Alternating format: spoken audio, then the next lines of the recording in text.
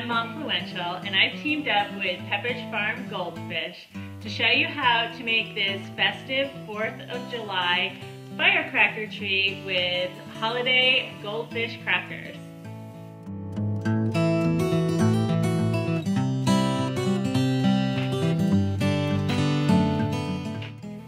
Putting together a treat for the 4th of July for a party or a picnic or an outing doesn't have to be hard work.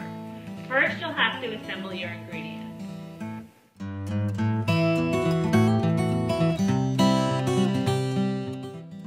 Get your kids to help you. Insert a liquor string, and then fill your bags with popcorn and goldfish crackers.